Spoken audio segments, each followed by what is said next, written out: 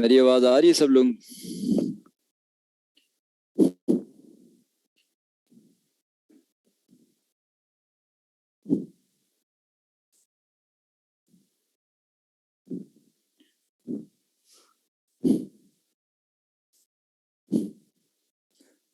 और ये सिर्फ 17 स्टूडेंट्स हैं।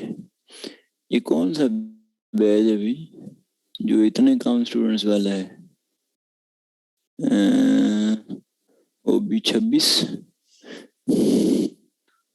क्या है आपकी क्लास ही इतनी सी?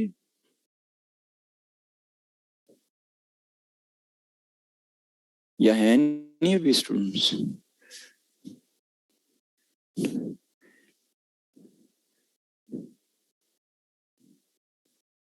पढ़ क्या रहे हो मुझसे? साइंस पढ़ रहे हो, मैथ पढ़ रहे हो, दोनों पढ़ रहे हो, क्या पढ़ रहे हो? जरा मुझे रिमाइंडर दो, फिर मैं चलूँ उस हिसाब से।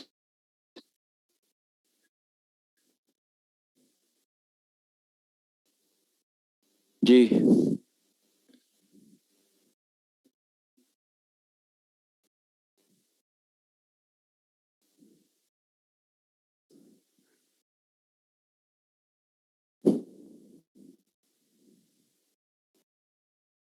कितने लेक्चर हो गए मेरे साथ?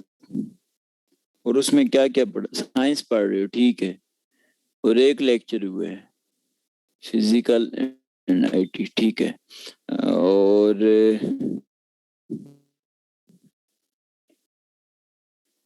आज सेकंड है। तो पहले लेक्चर में मैंने क्या पढ़ाया जी? एटम्स, मॉलिक्यूल्स, ठीक है। इलेक्ट्रोमैग्नेटिक रेडिएशंस पढ़ाई थी। टॉपिक इलेक्ट्रोमैग्नेटिक रेडिएशंस टॉपिक पढ़ाया था? नहीं पढ़ा। और एनर्जी वगैरह, सेमीकंडक्टर्स, ये वाला एरिया, एलईडी, कुछ भी नहीं पढ़ा? ठीक है। तो लिखो फिर इलेक्ट्रोमैग्नेटिक रेडिएशंस एक टॉपिक जी। Electromagnetic radiations, electromagnetic radiations.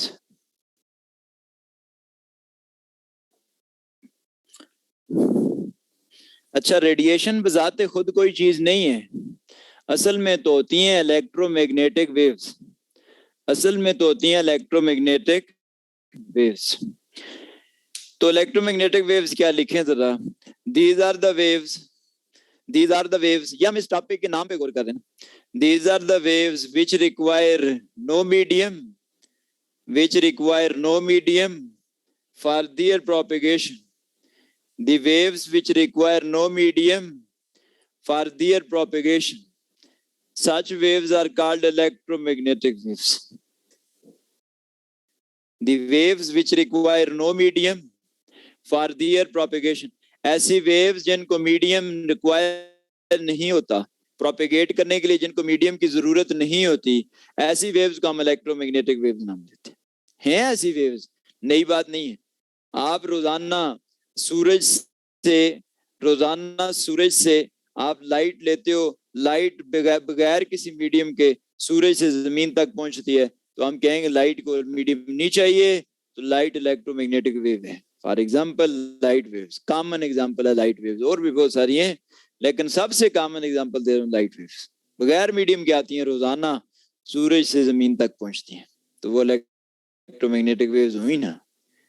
Objective के लिए सुनो, वैसे इधर तो हम इलेक्ट्रोमैग्नेटिक रेडिएशन टॉपिक है हमारा, हम इलेक्ट्रोमैग्नेटिक वेव्स की बात करेंगे, लेकिन वैसे ऑब्जेक्टिव के लिए पता हो आपको कि ऐसी वेव्स जिनको मीडियम अगर चाहिए तो उनको क्या कहते हैं? उनको मैकेनिकल वेव्स कहते हैं। वैसे लिख लो ऑब्जेक्टिव के लिए, उनको हम मैकेनिकल वेव्स कहते हैं।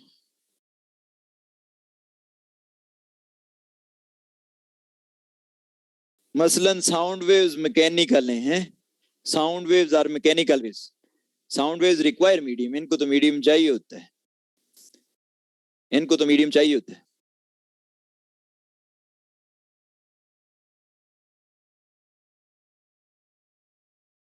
लिख लिया है? तो अब वेव को जाहिर तो ऐसे करते हैं हम, ऐसे किसी भी वेव को ऐसे जाहिर किया जाता है ना, ये वेव है जी, एक वेव को तो ऐसे जाहिर किया जाता है। अब अगर वेव, इस तरह की वेव को आप किसी टॉपिक के अंदर बहुत सारी इस तरह की वेव बनानी पड़ जाए, डायग्राम तो कम्प्लेक्स हो जाएगी ना। कम्प्लेक्सिटी से बचना है तो उसके लिए फिर हम क्या करते हैं, ऐसे एक लाइन लगाते हैं, लगा के आखिर पे एरो लगा देते हैं, बोल देते हैं ये रे है या रेडिएशन, बोल देते हैं रे है या रेडिएशन। तो बेसिकली वो इलेक्ट्रोमैग्नेटिक वेव्स हैं। तो क्यों इनको रेडिएशन की टर्म्स में हम बात कर रहे हैं वो मैंने आपको बताया जी। ठीक है, अब आप ये तो नाम पे गौर कर रहे थे, अब आप डिफाइन कर लें इसको। तो आप, it's a stream of photon, a stream of photons traveling with speed of light in vacuum or air, in vacuum or air.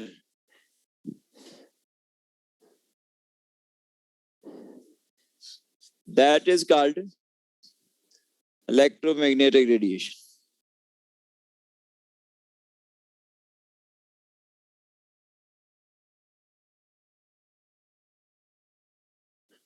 ठीक है जी, लिखे, मैं समझा देता हूँ।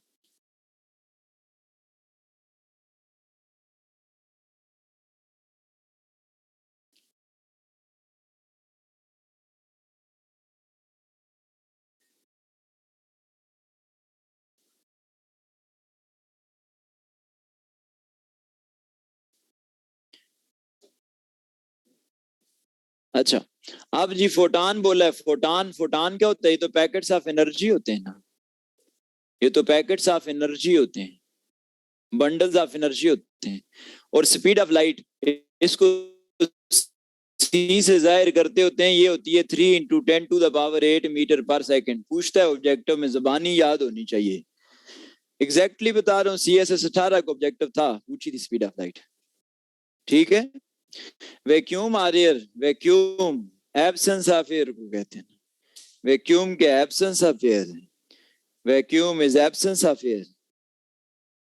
ठीक है, इधर एक और ऑब्जेक्टिव सुनो, आपसे पूछे speed of light and vacuum, तब भी यही बताना, 3 × 10⁸ मीटर पर सेकंड। आपसे पूछे speed of light and air, तब भी यही बताना।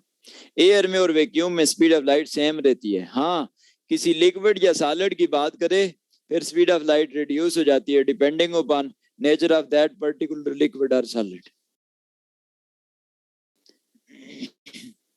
ठीक है जी, हाँ जी, डेफिनेशंस की टर्म समझ गए। अब डेफिनेशन से हमें इतना पता चल गया, ये है फोटॉन पैकेट्स ऑफ एनर्जी है ना, ये तो एनर्जी की बात करेंगे। तो फिर अगली हेडिंग बना लो इधर से ही, energy of electromagnetic radiations, energy of electromagnetic radiations, energy of electromagnetic radiations. एक और हेडिंग बना लो जी, इलेक्ट्रोमैग्नेटिक रेडिएशंस की एनर्जी, इलेक्ट्रोमैग्नेटिक रेडिएशंस की एनर्जी, ये हम निकालने जा रहे हैं। इसी टॉपिक की सेकंड हेडिंग बनाई है। इनकी एनर्जी निकालने के लिए एक साइंटिस्ट था प्लांक, उसने एनर्जी दी, उसने कहा energy is directly proportional to frequency, energy is directly proportional to frequency. लिखे, मैं समझा देता। फ्रीक्वेंसी, फ्रीक्वेंसी क्या है जी? Frequency is the number of waves passing through a point in 1 second. Frequency is the number of waves passing through a point in 1 second. Frequency is the number of waves passing through a point in 1 second. तादाद, सादा जुबान में मतलब तादाद है, frequency तादाद है, number of waves की तादाद, number of waves passing through a point in 1 second. एक सेकंड से किसी पॉइंट से कितनी वेव्स गुजर सकती हैं, उसको हम कहते हैं फ्रीक्वेंसी। ठीक है, ई क्या चीज है? एनर्जी है, क्योंकि ऐसा बैटिंग हमारी क्या चल रही है, एनर्जी ना, ये एनर्जी। और डायरेक्टली प्रोपोर्शनल का मतलब समझते हो, एक क्वांटिटी बढ़ाओ तो कॉरेस्पॉन्डिंगली दूसरी क्वांटिटी भी बढ़नी चाहिए। एक क्वांटिटी काम करो तो कॉरेस्पॉन्डिंगली दूसरी क्वांटिटी भी काम होनी चाहिए, इसको हम कहते हैं डायरेक्टली प्रोपोर्शन। आपने उधर मैथ वाले पोर्शन में पढ़ा है प्रोपोर्शन में direct proportion, inverse proportion. Direct उसी को कहते हैं, एक क्वांटिटी बढ़ाओ दूसरी भी बढ़े, एक क्वांटिटी कम करो दूसरी भी कम, हम कहते हैं डायरेक्ट प्रोपोर्शन। बात समझ रहे हो? तो आप फ्रीक्वेंसी बढ़ाओ एनर्जी बढ़नी चाहिए, फ्रीक्वेंसी कम करो एनर्जी कम होनी चाहिए, डायरेक्टली प्रोपोर्शनल का तो ये मतलब है। फिर कैसे? फ्रीक्वेंसी बढ़ाओ, फ्रीक्वेंसी बढ़ाने का मतलब है सादा जुबान में वेव्स की तादाद बढ़ाओ। तो जितनी वेव्स की तादाद बढ़ाओगे उतने ही एनर्जी कैरियर्स बढ़ेंगे, क्योंकि each wave is an energy carrier, each wave is an energy carrier. तो जितनी फ्रीक्वेंसी बढ़ा रहे हो इट मींस आप वेव्स की तादाद बढ़ा रहे हो, वेव्स की तादाद बढ़ा रहे हो इट मींस एनर्जी कैरियर्स बढ़ा रहे हो। जितने एनर्जी कैरियर्स बढ़ाओगे उतनी ज्यादा एनर्जी कैरी होगी, तो तभी कहते हैं energy is directly proportional to frequency. आप डायरेक्टली प्रोपोर्शन को हटा के इक्वालिटी में बदलें, छोटी क्लासों में करते थे, कांस्टेंट लगाते होते ना, के कांस्टेंट उधर लगाते थे, इधर एच लगा दिया उसने, खुद प्लांक ने दे दिया constant, E is equal to H F, E is equal to H F. Say this is equation number 1, ये लिखी होगी डायरेक्ट किताब में जी। अब इसमें एच क्या है?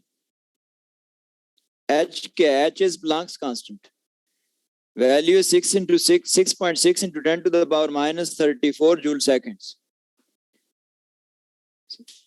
6.6 into 10 to the power minus 34,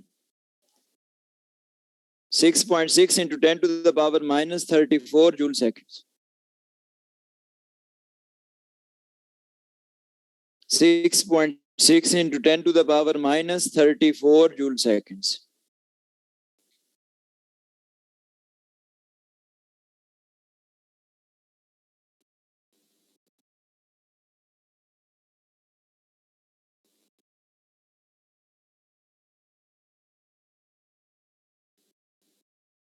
लिख लिया? Joule is the unit of energy ना, joule is the unit of energy. तो आप किताबों में डायरेक्ट आपको ये पहला स्टेप नहीं मिलेगा, ये डायरेक्ट दूसरा स्टेप ये लिखा हुआ मिलता है आपको, वो कहेगा E is equal to H F. आपको समझ आ रही हो क्या चीज है ये, किधर से आती है? एनर्जी इलेक्ट्रोमैग्नेटिक रेडिएशंस की, E is equal to H F. ठीक है, समझ गए यहां तक? इसी की एक मॉडिफाइड फॉर्म भी होती है, वो भी बता देता हूँ, वो भी बता देता हूँ। इसी की एक मॉडिफाइड फॉर्म भी होती है जी। लिखो v is equal to F lambda, यह छोटी क्लास में आपने पढ़ा था। v वेलोसिटी है ना, वेलोसिटी या स्पीड कह लो, वेलोसिटी नहीं समझ आता, f में पहले ही बता चुका हूं। तो ये लैम्डा क्या है? Wave length, lambda is wave length, lambda is wave length. Wave length ये चीज होती है ना, देखो ये एक पूरी वेव है, हमने पहले पढ़ा है। वेव को ऐसे जाहिर करते हैं, एक वेव की length that is wave length, पूरी वेव की लेंथ दैट इज वेव, नाम से जाहिर। ये हम छोटी क्लास में पढ़ते थे, वही मैंने रिकॉल कराया आपको। तो बस यहाँ से एफ की वैल्यू निकालो ना, ये एफ की वैल्यू निकालो, निकाल के इधर पुट कर दो तो मॉडिफाइड फॉर्म आ जाती है बस। ये जो मैंने हाईलाइट किए हैं ना रेड इंक में, ये एफ की वैल्यू निकालो ना, आपको पता है एफ यहाँ से सेपरेट करो, वी बाय लैम्डा हो जाएगा, पुट इन 1, इक्वेशन 1 में पुट कर लो। तो E is equal to H, F की जगह वी बाय लैम्डा।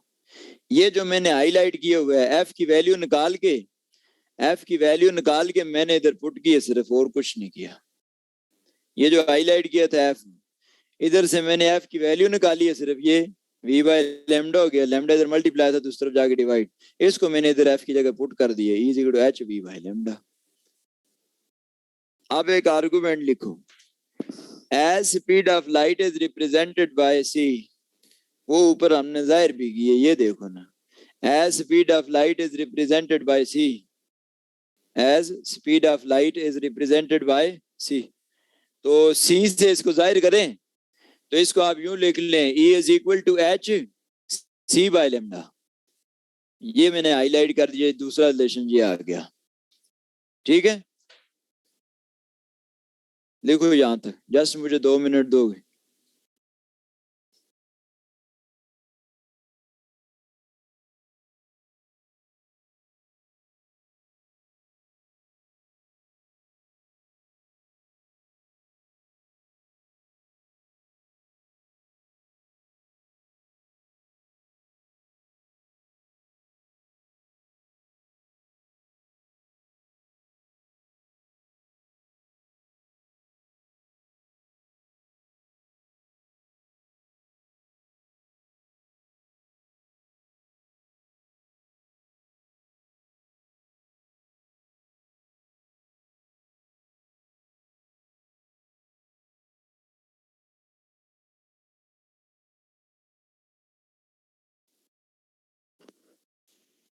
अच्छा जी, तो E is equal to H C by lambda. क्या किया है, सिर्फ ये एफ की वैल्यू पुट की है। असल ओरिजिनल ये चीज है, ये किताब में ये नजर आएगी आपको। इधर ये एफ की वैल्यू पुट की है और कुछ नहीं किया। V is equal to F lambda जो छोटी क्लास में पढ़ते थे, इधर से एफ निकाला है, वी बाई लेमडा ये इधर मैंने पुट कर दिया, जिनको मैंने हाईलाइट किया हुआ है ये। और चूंकि हम इधर लाइट की बात कर रहे हैं तो लाइट की स्पीड को तो सी से जाहिर करते हैं, वी से तो नहीं, इसलिए मैंने उसकी जगह फिर सी लिख दिए। अब ये भी एनर्जी है, ये भी एनर्जी है। ये energy in terms of wavelength है, यानी वेवलेंथ ज्यादा है, एनर्जी कम। देखो इनवर्स में दोनों, और वेवलेंथ कम तो एनर्जी ज्यादा है, वेवलेंथ ज्यादा तो एनर्जी कम। ये इनवर्स में। एच प्लांक्स कांस्टेंट है, पहले बता चुका हूँ। सी स्पीड ऑफ लाइट है, लैम्डा वेवलेंथ है, ये ऊपर मैं बताया वेवलेंथ, एक वेव की लेंथ। तो ये जो मैंने इनबॉक्स की हैं दो रिलेशन, ये किताब में डायरेक्ट लिखे हुए मिलते हैं। जब भी आप इलेक्ट्रोमैग्नेटिक रेडिएशन टॉपिक पढ़ेंगे ना, वो डायरेक्ट कह देता है जी ये एनर्जी होती है इलेक्ट्रोमैग्नेटिक रेडिएशन की। आपको पता हो किधर से होती है, E is equal to H C by lambda या E is equal to H F. समझ आओगे? तो ये ऑब्जेक्टिव में भी पूछ लेता है, डायरेक्ट पूछता है। जुबानी याद हो आप, ये एक दफा बता दिए ना कि किस तरह आते हैं। ठीक है जी, हाँ जी, यहाँ तक समझ के सारे लोग, मैं आगे चलूं।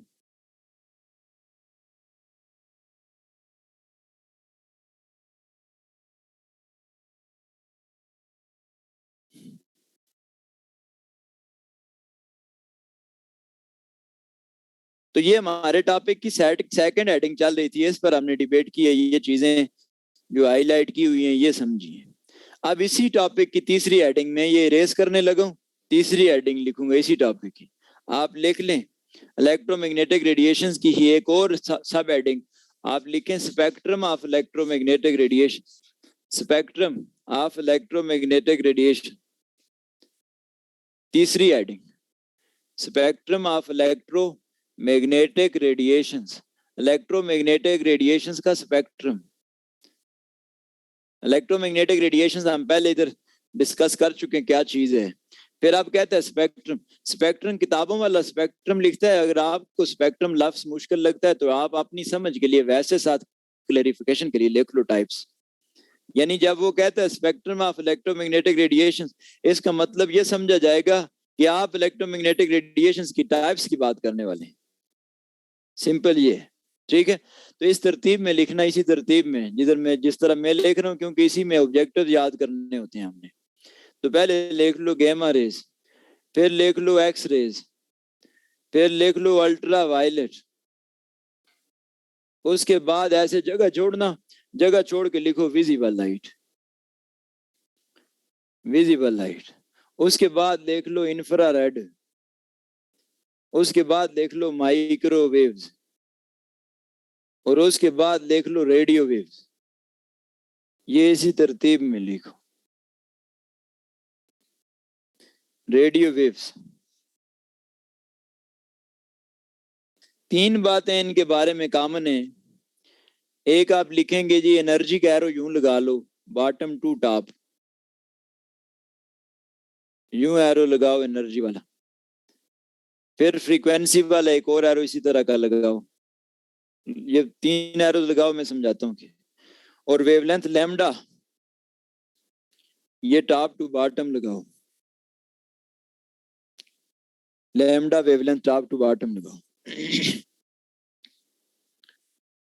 ये एरोज मैंने इस तरतीब को समझने के लिए लगाए कि ये जो मैंने आपके सामने इलेक्ट्रोमैग्नेटिक रेडिएशंस की तरतीब लिखी हुई है ना, ये इस तरतीब में मैंने इलेक्ट्रोमैग्नेटिक रेडिएशंस की टाइप्स लिखी हैं कि सबसे कम एनर्जी वाली नीचे लिखी हुई है, उससे ऊपर ज्यादा एनर्जी, उससे ऊपर और ज्यादा, उससे ज्यादा और विजिबल लाइट, उससे ज्यादा अल्ट्रा वायलेट, उससे ज्यादा एक्सरे, उससे ज्यादा गैमा रे। यानी ये ऐसी तरतीब लिखी है कि सबसे कम एनर्जी वाली नीचे, उससे ऊपर उससे ज्यादा एनर्जी, उससे ज्यादा एनर्जी, उससे ज्यादा एनर्जी, चलते चलते गैमा की सबसे ज्यादा एनर्जी। इस तरतीब में लिखी है। और चूंकि हमें पता है एनर्जी और फ्रीक्वेंसी का डायरेक्ट लिंक है, ये इधर एनर्जी बढ़े फ्रीक्वेंसी भी उधर ही बढ़े। एनर्जी ऊपर की तरफ बढ़ रही है, फ्रीक्वेंसी भी ऐसे ही ऊपर की तरफ बढ़े। और वेवलेंथ इनवर्स में होती है ना, अभी पढ़ा E is equal to H C by lambda. तो वेवलेंथ सबसे कम गैमा की, उससे ज्यादा एक्सरे, उससे ज्यादा अल्ट्रावायलेट, उससे ज्यादा विजिबल लाइट, चलते चलते रेडियो वेव्स की वेवलेंथ सबसे ज्यादा। वेवलेंथ आप समझते हैं, मैं अभी बता चुका पहले, ठीक है। बात समझें, ये एरोस किस किस तरह लगाए हैं। अब आपसे ऑब्जेक्टिव पूछता है, कहता है बताओ जी माइक्रोवेव्स की एनर्जी ज्यादा होती है या एक्सरे की एनर्जी ज्यादा होती है। आपने बताना है एक्सरे की ज्यादा होती है, क्योंकि देखो ना एनर्जी वाला एरो ऊपर जाते हुए बढ़ रहा है, ऊपर ऊपर है ना एक्सरे। आपसे पूछे गैमा रेज की फ्रीक्वेंसी ज्यादा होती है या अल्ट्रा वायलेट की, आप बताना गैमा रेज की, क्योंकि ऊपर जाते हुए फ्रीक्वेंसी भी बढ़ रही। आपसे पूछे माइक्रोवेव की वेवलेंथ ज्यादा होती है या रेडियो वेव की वेवलेंथ ज्यादा, तो आप बताओगे रेडियो वेव की वेवलेंथ ज्यादा है, क्योंकि वेवलेंथ तो ऊपर से नीचे की तरफ बढ़ रही है, देखो। तो इन तीन एरोज से जो भी ऑब्जेक्टिव इनमें से पूछे हम इन तीन एरोज से बता सकते हैं, तब ये एरोज लगाए, ठीक है जी। और विजिबल लाइट जो है ना, इसके आगे जगह छुड़वाई थी मैंने, इसलिए कि इसमें 7 कलर्स होते हैं ना, वायलेट, वायलेट, इसी तरह Indigo, blue, green, yellow, orange और रेड। याद रखने के लिए वेब गायर लिखते होते हैं, याद रखने के लिए हम वेब गायर लिखते होते हैं, वायलेट से लेकर रेड तक। तो विजिबल लाइट के 7 कलर्स, विजिबल लाइट के 7 कलर्स।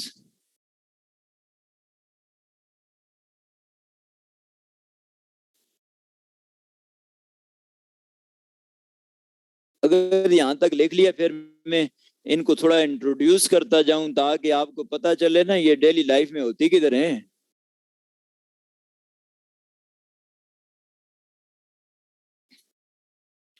जल्दी से शाबाश, एक सब हेडिंग दो गेमा रेस की, सब हेडिंग दो गेमा रेस की।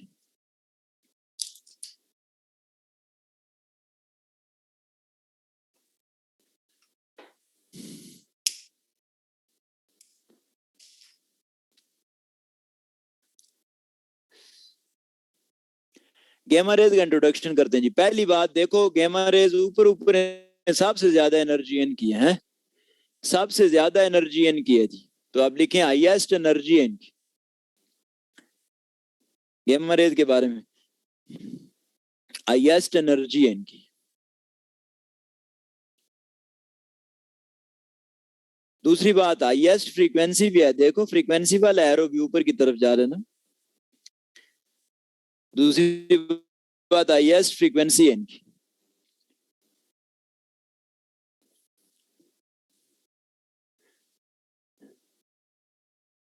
तीसरी बात शार्टेस्ट वेवलेंथ है इनकी, देखो ना वेवलेंथ वाला एरो ऊपर से नीचे की तरफ जा रहा है ना, सबसे कम वेवलेंथ गामा की, उससे ज्यादा एक्सरे, जाते जाते रेडियो की सबसे ज्यादा।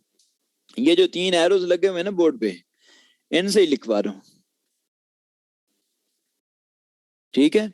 अच्छा ये हाईएस्ट एनर्जी है ना, तो इनकी पेनिट्रेटिंग पावर भी हाईएस्ट होती है, इनकी तो पेनिट्रेटिंग पावर भी हाईएस्ट होती है, हाईएस्ट पेनिट्रेटिंग पावर।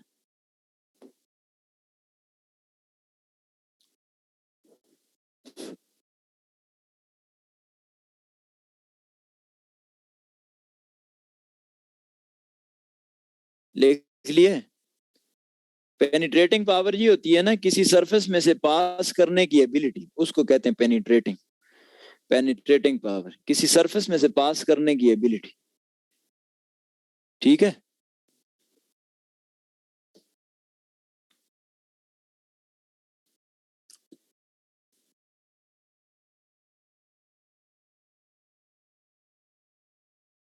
अच्छा इनकी हाईएस्ट पेनिट्रेटिंग पावर है, तभी तो इसको आप यूज करते हैं किसी एरोप्लेन के अंदर, ये मैकेनिकल इंजीनियरिंग सिविल वाले ये यूज करते हैं ना, कहीं एरोप्लेन में, किसी बिल्डिंग में, किसी पुल में क्रैक चेक करने हो, तो ये कॉमनली यूज होती है इंजीनियरिंग में। तो आप पॉइंट बना के लिख लो इनको, gamma rays are used to identify the cracks, gamma rays are used to identify the cracks in the buildings, aeroplanes, bridges, etc.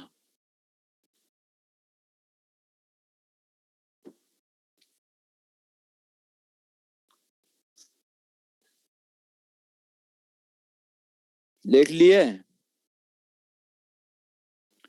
तो ये थोड़ी थोड़ी तारफ इनका क्यों कर रहे हैं, इसलिए ना ये फिर वरना आप रट्टा लगाते रहेंगे ना, ये किधर से आई इतनी, ये पता चल चल जाए हमें कि डेली लाइफ में होती हैं ये, तब बता रहा हूँ ये बातें इनके बारे में, ताकि आपके जहन में बैठ जाइए। ठीक है। फिर इसी तरह मेडिकल में भी आपने सुना हुआ है ये किडनी स्टोन वगैरह रिमूव करना हो बगैर सर्जरी के तो यूज करते हैं हमारे,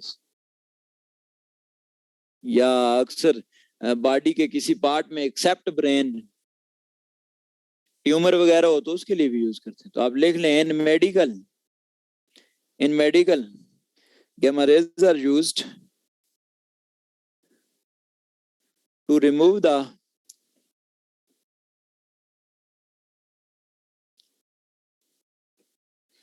kidney stone, tumors etc. without surgery. मैंने बोला एक्सेप्ट ब्रेन। ठीक है। इस तरह ना आपकी क्लास में कोई डॉक्टर भी बैठा हो तो वो उसने किसी पेशेंट पे ट्राई मारी हो कि गैमा रेज लगाएं जरा ट्यूमर रिमूव करें, ब्रेन वाला भी है। और ब्रेन में तो सेंसिटिव सेल्स है ना, वो तो बहुत हाई एनर्जी है गैमा रेज की, तो ये तो फिर ट्यूमर रिमूव करते करते ही आपके ब्रेन के सेल्स ही तबाह बर्बाद करेंगे, उधर नहीं यूज करते। एक्सेप्ट ब्रेन कह रहा हूँ, बॉडी की किसी और पार्ट में, बाकी पार्ट्स में यूज कर लेंगे, ब्रेन में नहीं। ठीक है। इसी तरह एक्सरे के बारे में भी लिखो।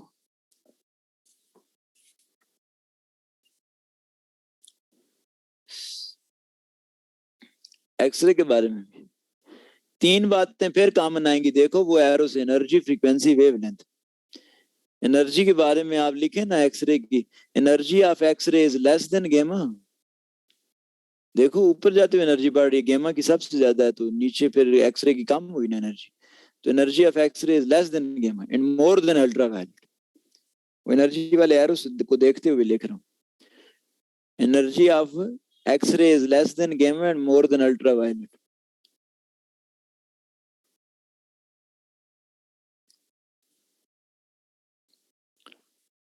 देख लिए? इसी तरह फ्रीक्वेंसी भी लिखो ना, frequency of x-ray is less than gamma and more than ultraviolet. Frequency of x-ray is less than gamma and more than ultraviolet. अब फ्रीक्वेंसी आप समझते हो, मैं पहले डिबेट करके आया। फिर wavelength, wavelength of x-ray is more than gamma, क्योंकि वेवलेंथ तो ऊपर से नीचे जाते हुए बढ़ रही है ना, ये जो तरतीब लिखी हुई है आपके सामने, वेवलेंथ का एरो देखो ऊपर से नीचे लगा हुआ है, तो wavelength of x-ray is more than gamma but less than ultraviolet. ठीक है। नेक्स्ट लिखो एक्सरे। एक और इसमें से ऑब्जेक्टिव में पूछ लेते, एक्सरे का नाम क्या है? एक्सरे का असल नाम एक्सरे नहीं है, रोइंजन वेव्स है। रोइंजन स्पेलिंग लिख लो, ROENTGEN, रोइंजन वेव्स, ROENTGEN, रोइंजन।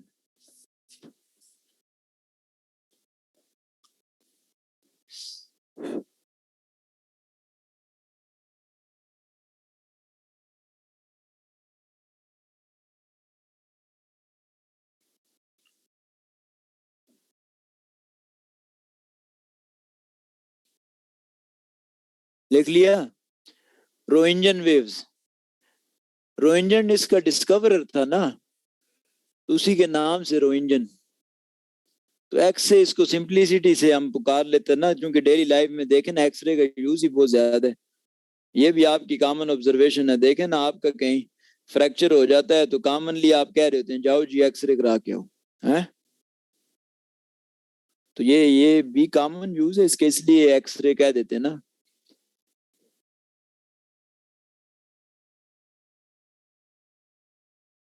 फ्रीक्वेंसी के बाद क्या लिखवाया, रिपीट कर दें। नूर फातिमा, वो मैंने बहुत कुछ लिखवाया, उसके बाद इतना सारा नहीं रिपीट हो सकता। बाद में लिख लेना आप किसी से, साथ साथ फॉलो करो ना। या बीच में आंख लग गई थी आपकी?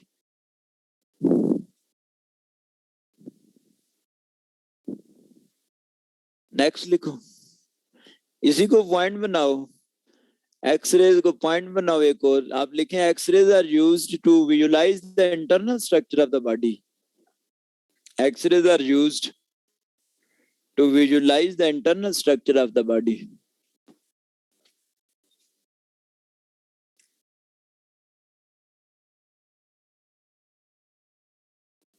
लिख लिए?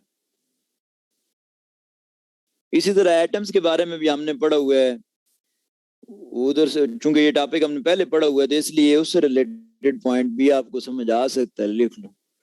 X-rays are also used to study the arrangement of atoms in different materials. X-rays are used to study the arrangement of atoms and different materials.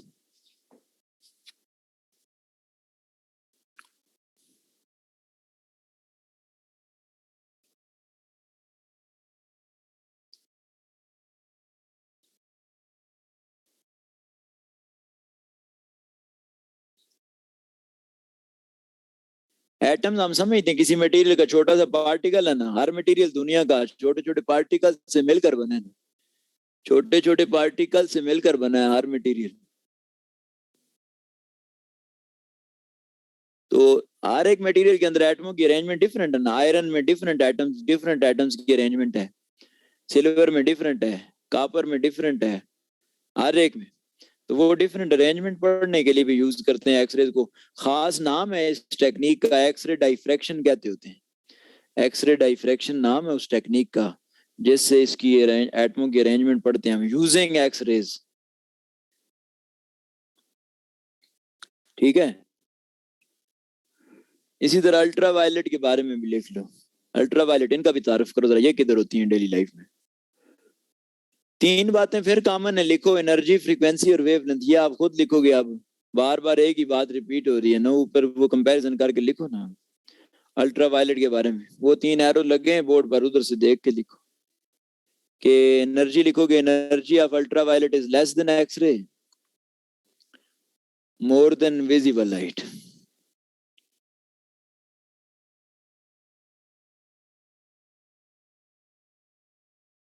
ठीक है।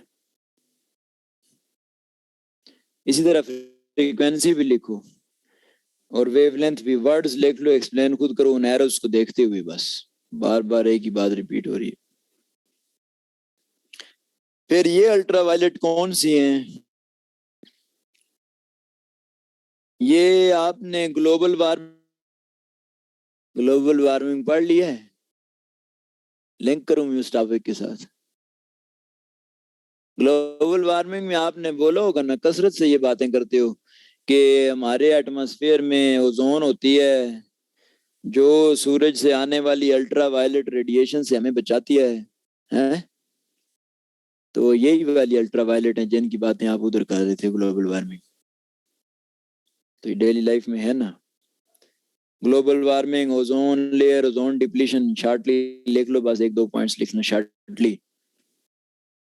इसी तरह और डेली लाइफ में आपका हाईलाइटर है जिसका सीएसएस में बड़ा रोल होता है। आप पढ़ो या ना पढ़ो, किताबों को ऊपर से कलरफुल बना देते हो हाईलाइटर फेर फेर के, उसमें भी है ना अल्ट्रा वायलेट। हाईलाइटर ऐसे मटेरियल का बना हुआ है जो अल्ट्रा वायलेट रेडिएशन को विजिबल लाइट में कन्वर्ट करता है ना।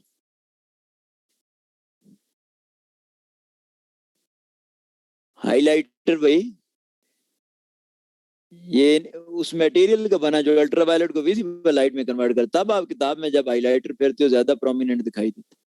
तो इसको, ये तो एक मिसाल थी ना, जनरलाइज करो पॉइंट को। आप यूं लिखो, लिख लें, देयर आर सम मटेरियल्स। इसी हाईलाइटर वाली बात को ध्यान में रखते हुए पॉइंट बना लो। There are some materials which can convert ultraviolet rays into visible light.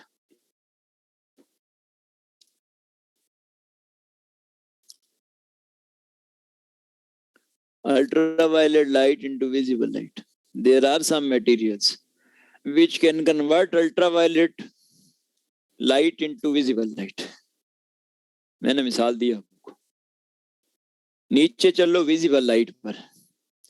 ये तो आप सबको पता है, विजिबल लाइट तो वो है ना जो आपकी आंख देख सकती है। इंसानी आंख सिर्फ विजिबल लाइट ही तो देख सकती है ना। हम ऊपर अल्ट्रावायलेट देख सकते हैं ना इंफ्रारेड। बस ये जो बीच में मैंने लिखा था ना विजिबल लाइट, जो वो जगह छुड़वाई थी जो वेब गायर लिखा हुआ है जिधर, इंसानी आंख सिर्फ ये देख सकती है ना। सबसे बड़ा इस्तेमाल तो आपकी आंख है, विजिबल लाइट।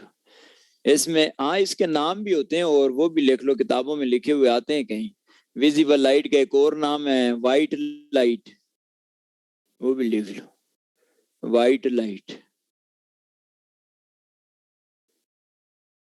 वाइट लाइट के बाद आप लिख लो, एक और नाम भी है इसका, ordinary light. Ordinary light, visible light का एक और नाम ऑर्डिनरी। इसी का एक और नाम भी है optical light. Optical light different name से ही है, ठीक है। और इसमें एक दो बातें और भी कहीं ऑब्जेक्टिव्स पूछे हुए होते हैं। विजिबल लाइट में कितने कलर्स हैं? 7 कलर्स है ना विजिबल लाइट में। विजिबल लाइट में 7 कलर्स हैं भाई। विजिबल लाइट में 7 कलर्स हैं, वो सामने लिखे हैं ना वेब गायर। कहीं पूछ ले विजिबल लाइट में या व्हाइट लाइट में कितने कलर्स होते हैं? 7 कलर्स होते हैं। कैसे पता चलता है? डेली लाइफ के एग्जाम्पल, दनक, रेनबो, बारिश के बाद बनने वाला रेनबो। आपको कलर्स दिखाई देते हैं ना, सबने देखे हुए हैं, आपने साइंस वालों ने भी तो आर्ट्स वालों ने भी। 7 कलर्स। एक और ऑब्जेक्टिव इसी में से अक्सर पूछ लेता है, कौन से प्राइमरी कलर्स कहलाते हैं ये विजिबल लाइट में? तो 3 प्राइमरी कलर्स हैं, लिख लें, ग्रीन, ब्लू, रेड। यही इन्हीं में से एक और ऑब्जेक्टिव बता रहा हूं, प्राइमरी कलर्स कहलाते हैं ये, green, blue, red.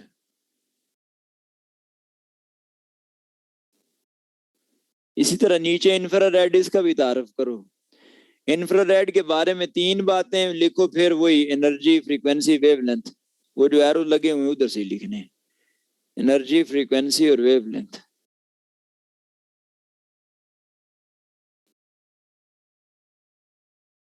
Energy, frequency और वेवलेंथ।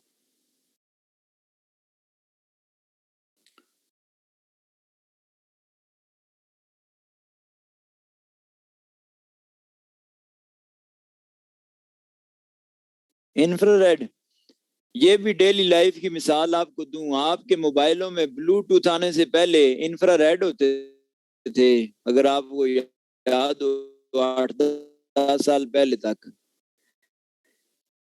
कहते होते थे मोबाइलों के जोड़ के इसलिए रखो ना कि इंफ्रारेड वो नीचे नीचे नीचे वालों की एनर्जी कम होती है। तब कहते थे दोनों मोबाइलों को जोड़ के रखो जी, डेटा ट्रांसफर हो। वो इंफ्रारेड होते थे हैं। इसी तरह टीवी रिमोट इंफ्रारेड है ना।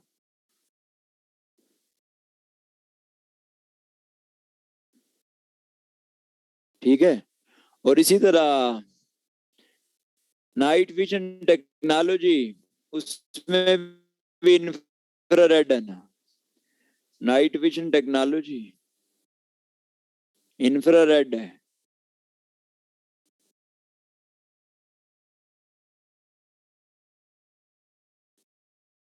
अब तो ये देखे ना, ग्लासेस वगैरह भी इस तरह की हैं, ग्लासेस भी तो उसमें भी इंफ्रारेड होती है।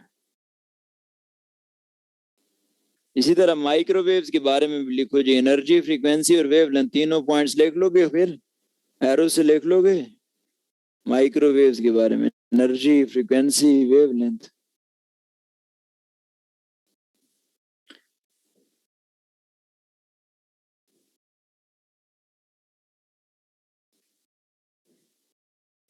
इसी तरह माइक्रोवेव्स भी आपको डेली लाइफ में मिलती हैं।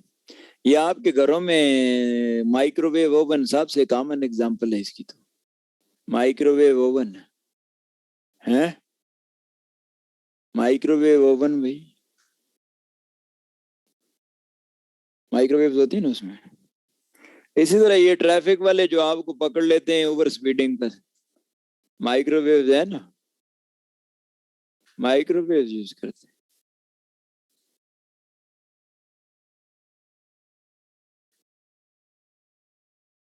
इसी तरह रेडियो वेव्स के बारे में भी लिख लो जी, रेडियो वेव्स की सबसे कम एनर्जी है जी, लीस्ट एनर्जी, क्योंकि देखें एनर्जी वाला एरो नीचे से ऊपर जा रहा था ना, सबसे कम एनर्जी है रेडियो की, लीस्ट एनर्जी है। फ्रीक्वेंसी भी लीस्ट है इनकी, फ्रीक्वेंसी भी लीस्ट है। वेवलेंथ इनकी हाईएस्ट होती है, वेवलेंथ इनकी हाईएस्ट होती है।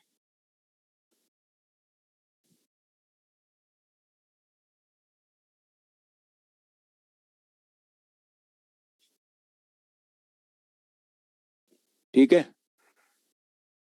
और रेडियो वेव रडार में यूज होती है ना, रडार, रडार सुनना हुआ है, कैपिटल में लिखना है, एक्रोनिम है ये, रडार, RADAR, रडार।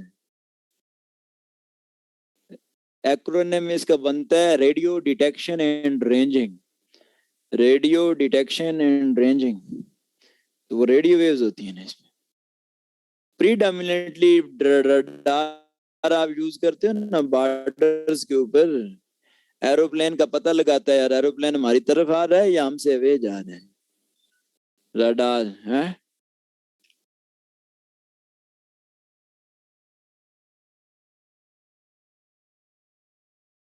इसी तरह अब तो गाड़ियों में भी यूज होता है ना रडार सिस्टम, तो ठीक है जी। इसी तरह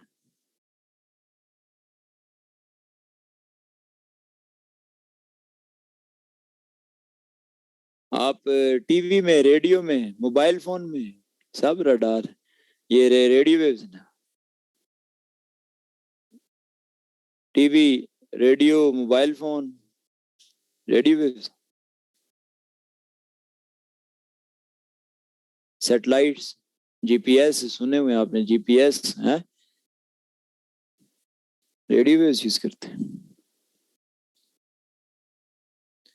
तो आप मुझे बताओ कुछ इनका तारफ हो गया। तो अब अगर आपको ये किताब में नजर आई ये वाली टर्मिनोलॉजी, किसी जगह लिखा हुआ है माइक्रोवेव, किसी जगह लिखे अल्ट्रा वायलेट, तो ये बातें मेरा नहीं ख्याल अब आपको नई बातें लगे। तो आप समझते होंगे कि रीडिंग में आ जाए ये, तो पता चल रहा है यार ये किसकी बातें कर रहे हैं। ठीक है, समझ गए। चलो जी नेक्स्ट लिखो फिर।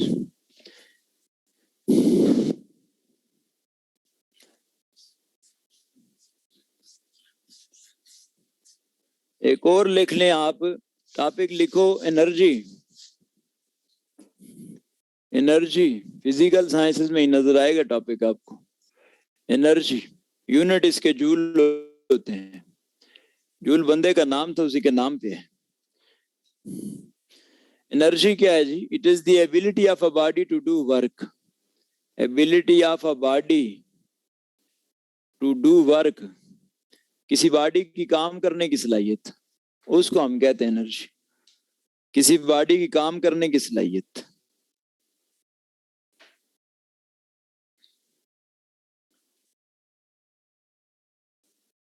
That is energy. अब एनर्जी जो है ना, दो मेन क्लासेस हैं इसकी, एक को आप लिखते हैं काइनेटिक एनर्जी, काइनेटिक एनर्जी, दूसरा potential, energy. Energy. Kinetic energy and potential energy, kinetic energy and potential energy. तो पहले लिखो काइनेटिक एनर्जी के बारे में। Kinetic energy, it is the energy possessed by a body, it is the energy possessed by a body due to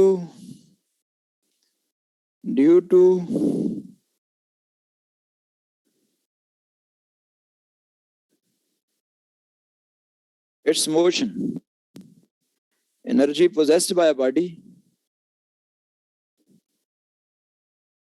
due to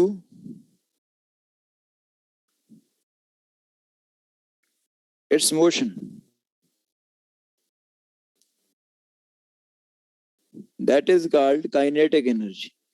किसी भी body की motion की वजह से एनर्जी आ जाए उसको हम कहते हैं काइनेटिक एनर्जी।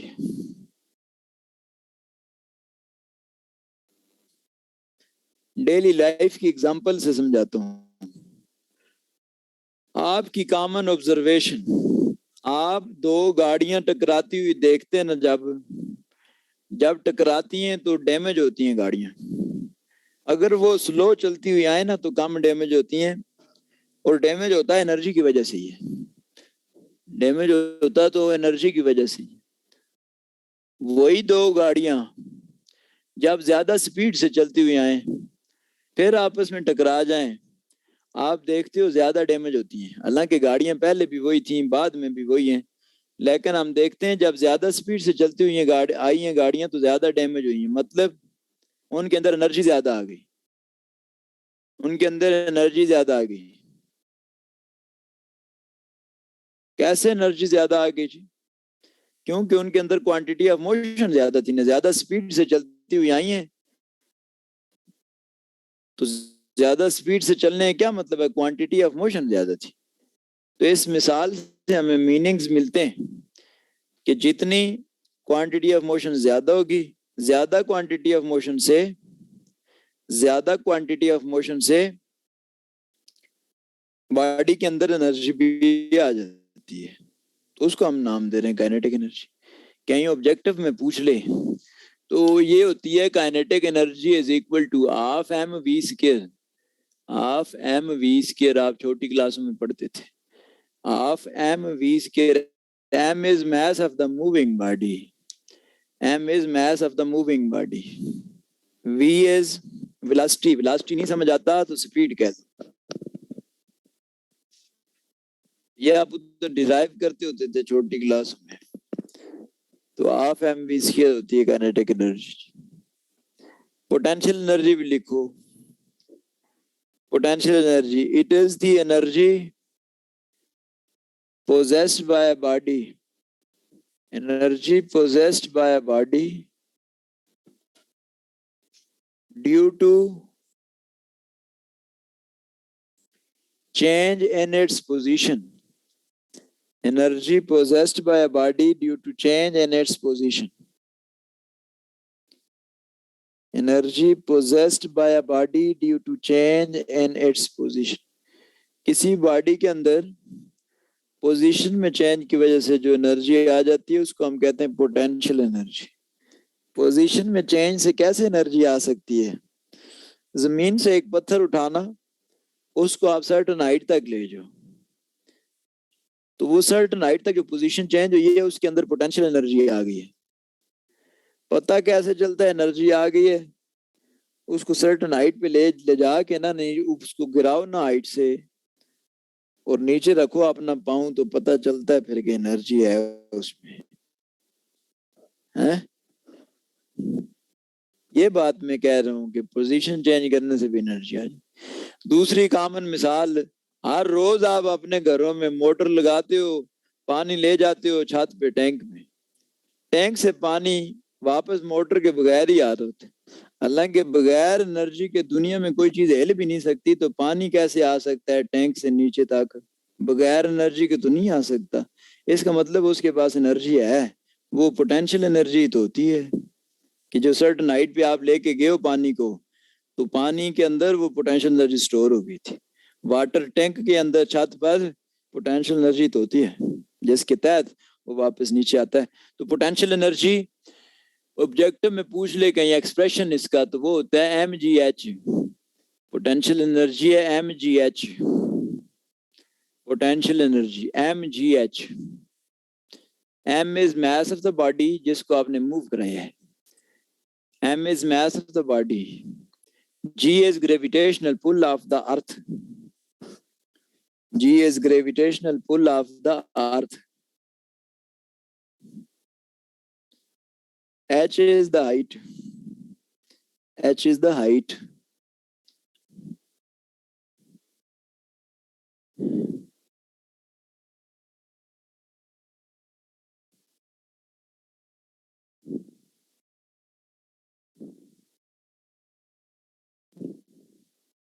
लिख लिया जी, h is the height।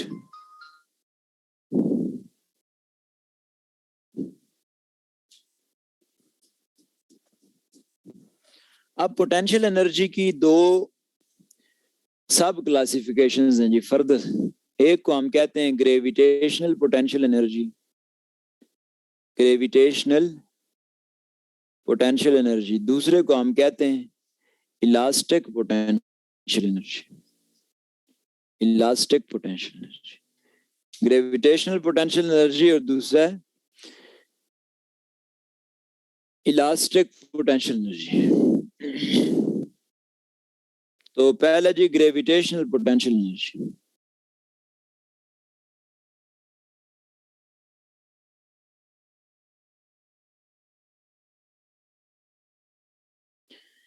Gravitational potential energy क्या है?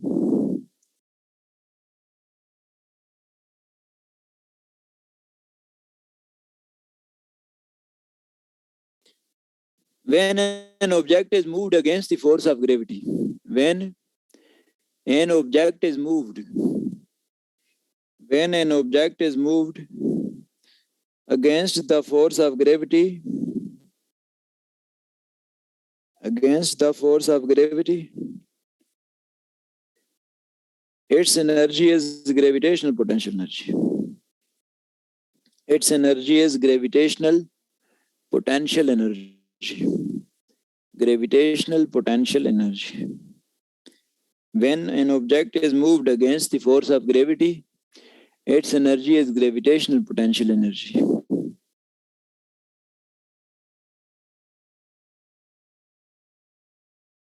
ठीक हो गया?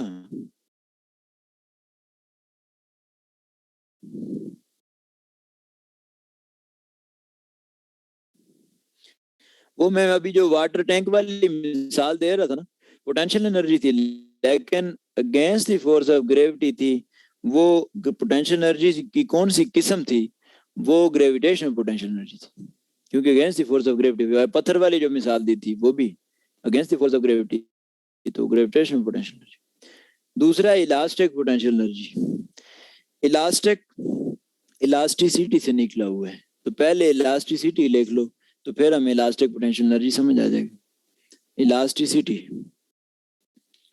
इलास्टिसिटी क्या होता है? It is the property of a body, the property of a body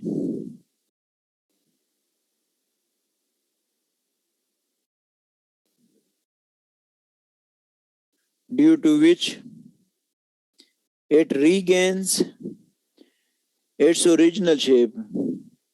Property of a body due to which it regains its original shape after the removal of distorting forces. After the removal of distorting forces. Property of a body due to which it regains its original shape after the removal of distorting forces. ये मैं आपको एक मिसाल देता हूं। मेरे पास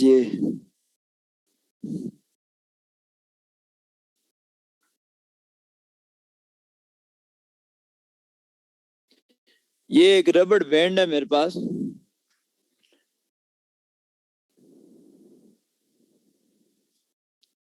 नजर आ रहा है? ये एक रबड़ बैंड है, मैं इस पर फोर्स लगाऊं ना ये तो डिस्टॉर्शन आ गई है इसमें, ये डिस्टॉर्टिंग फोर्स है। जब मैं इसको रिमूव करूं वापस ये ओरिजिनल शेप में जाती है रबड़, मैं बोलूंगा ये इलास्टिसिटी की वजह से। यही बात मैंने कही है, property of a body due to which it regains its original shape after the removal of distorting forces, that is elasticity. ठीक है, तो अब आप लिख लें elastic potential energy, elastic potential energy लिख लें। It is the amount of energy stored. It is the amount of energy stored in the deformed materials. In the deformed materials with an elastic limit. Amount of energy stored in the deformed material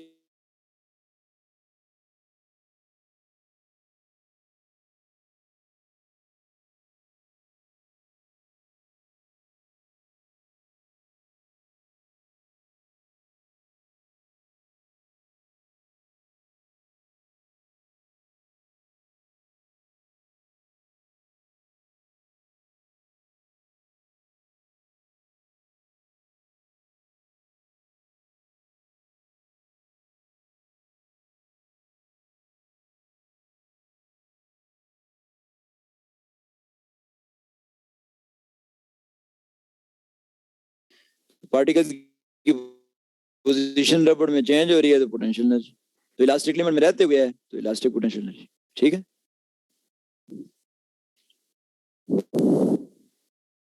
एक heading और दो आप लिख लो, sources of energy. इसी topic में एक और heading, एक और एस्पेक्ट इसी topic, sources of energy, sources of energy.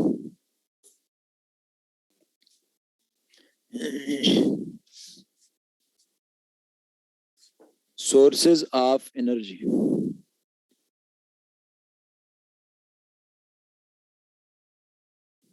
दो हैं, एक को कहते हैं renewable sources of energy, renewable sources of energy, दूसरे को कहते हैं non renewable, non renewable sources of energy. renewable sources of energy and non-renewable sources of energy. Renewable sources of energy क्या लिखें? The sources of energy, the sources of energy which can be replenished, the sources of energy which can be replenished, खुद ब खुद भरे जा सकें जो, दो sources of energy are renewable sources of energy, और दूसरा नॉन रिन्यूएबल, दूसरा नॉन रिन्यूएबल। नॉन रिन्यूएबल कौन से हैं? दो sources of energy which can not be replenished, दो sources of energy which can not be replenished, उनको हम कहते हैं non renewable sources of energy. मसलन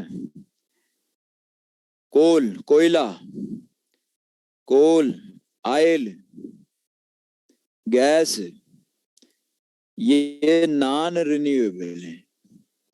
कोल, ऑयल, गैस नॉन रिन्यूएबल है। जब तक इनके रिजर्व्स हैं तो चलते हैं ना, खुद ब खुद तो नहीं कोयला बनता रहता साथ साथ, तो ये non renewable sources of energy.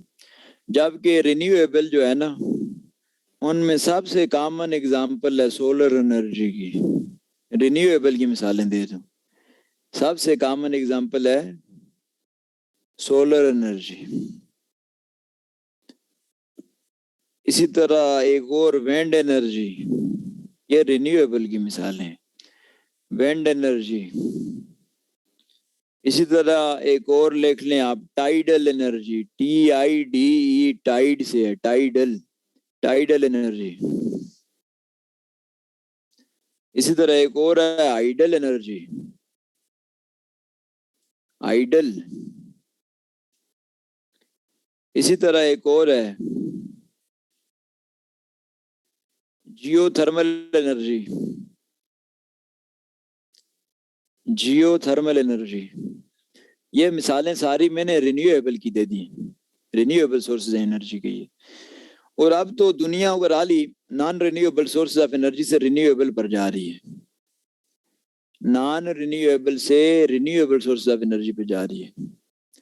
आपने ग्लोबल वार्मिंग में भी ये बात कसरत से कही होगी कि अगर ग्लोबल वार्मिंग रिड्यूस करना चाहते हो, क्लाइमेट चेंज के इफेक्ट्स रिड्यूस करना चाहते हो, तो आपको रिन्यूएबल सोर्स ऑफ एनर्जी पे स्विच करना पड़ेगा from non renewable source of energy. ठीक है जी।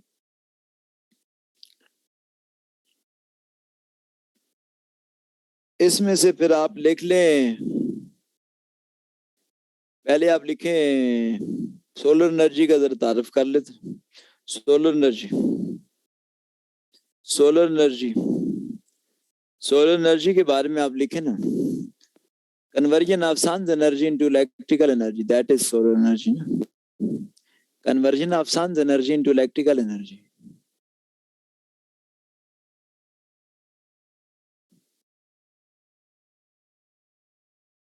Conversion of sun's energy into electrical energy solar system से है ना। सोलर एनर्जी डिवाइस जो यूज करते हैं उसको सोलर सेल कहते हैं हम, सोलर सेल है।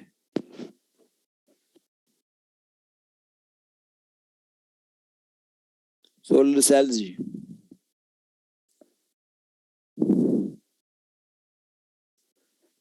इसी तरह सोलर पैनल भी कहीं लिखा हो, सोलर पैनल। सोलर सेल एक इतना ज्यादा उसकी वोल्टेज नहीं होती कि कमर्शियल पर्पसेस के लिए यूज कर सके ना, तो हम क्या करते होते हैं, अक्सर इकट्ठे करके सोलर सेल लगा देते हैं, जिसको बोलते हैं सोलर पैनल, जिसको बोलते हैं सोलर पैनल। यानी सोलर सेल सिंगल है, solar solar panel assembly of solar cells, assembly of solar cells.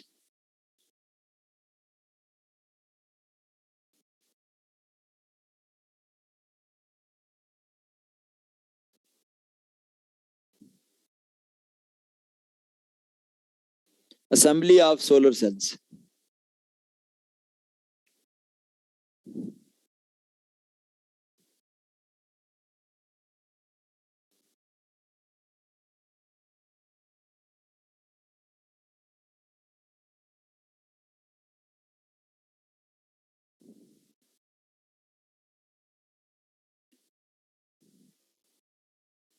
लिख लिया है? और normally solar cells are black and,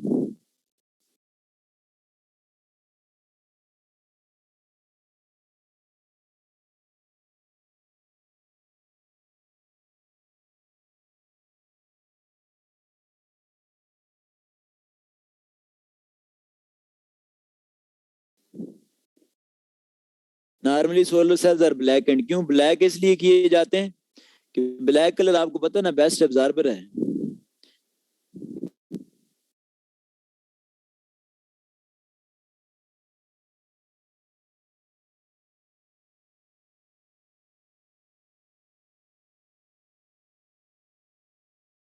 ठीक है जी।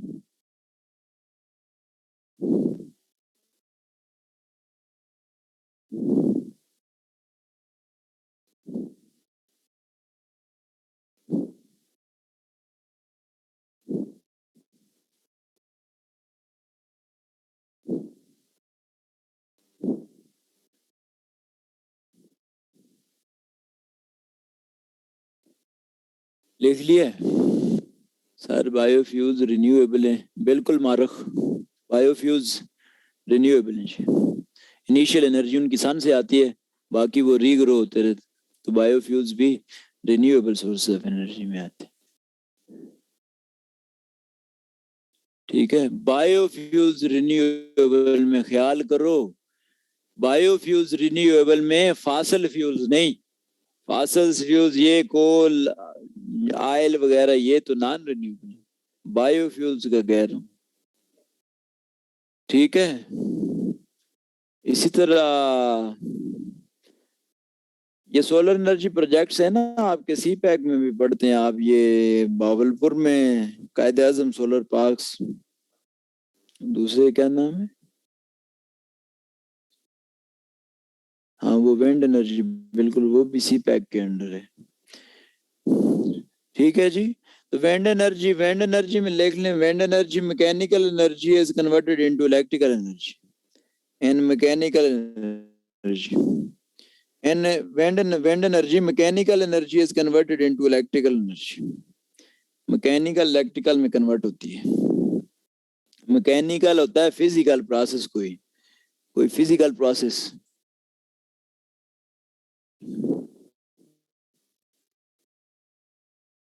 कॉमन एग्जांपल, अगर अभी आपके रूम में पंखा चल रहा, दूर जाके गिरेगी, तो पेंसिल को एनर्जी मिली है तो दूर गई है ना, वो एनर्जी मैकेनिकल मिली है उसको, क्योंकि मैकेनिज्म हो रहा था फिजिकल प्रोसेस।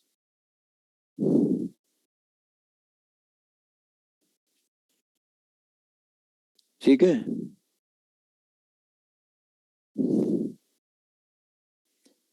और इसमें विंड टर्बाइंस यूज होती है ना, आप देखते हैं ऐसे पोल्स के ऊपर इस तरह चल रहे होते हैं ना, पंखे चल रहे होते हैं जिससे विंड एनर्जी प्रोड्यूस कर देते हैं।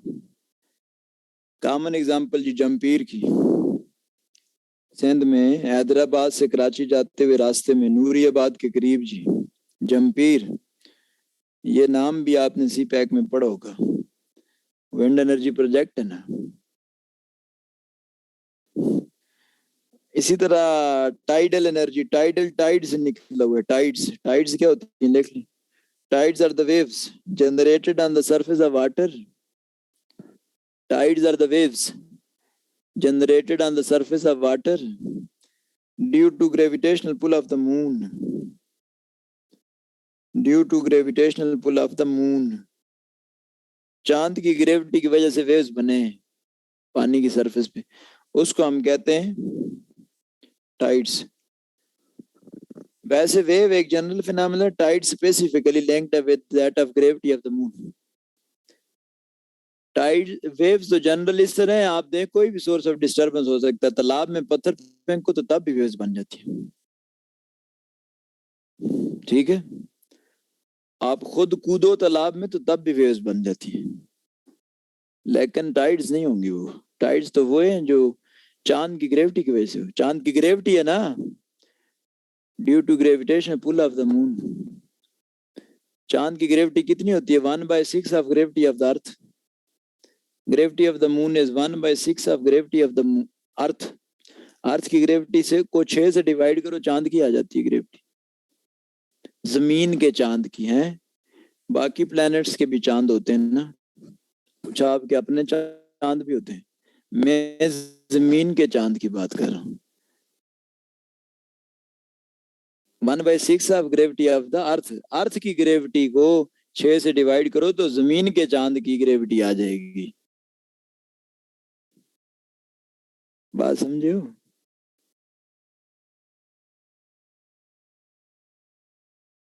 और जब चांद जमीन के करीब से गुजरता है तो ज्यादा ग्रेविटेशनल पुल एक्सर्ट करेगा, ज्यादा टाइड्स बनाएगा, ज्यादा टाइड्स बनाएगा, क्योंकि हमें पता है जमीन एग्जैक्ट सेंटर में तो नहीं है, एक तरफ फासला ज्यादा एक तरफ कम है। इसी मुनासबत से तो हम कहते हैं 14वीं का चांद, जब जमीन के करीब से गुजरता है चांद।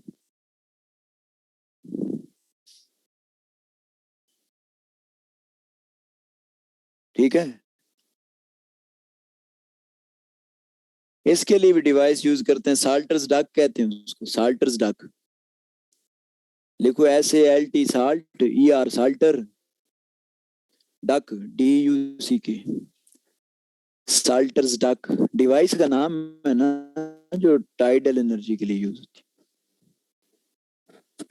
इसी तरह आइडल, हाइड्रा से निकला, हाइड्रा पानी, इसमें dams, run of the rivers, इसकी बातें करेंगे, रीडिंग कर लेना जी। Dams, run of the rivers, run of the river समझते हो, फ्लोइंग वाटर पे इलेक्ट्रिसिटी जनरेट करना। ठीक है जी, बिल्कुल जी। Ghazi Barotha project, Kohala project, Neelum Jhelum project, पढ़ते हैं ये सारे ही, आपने उधर सी पैक में भी पढ़े होंगे, हैं?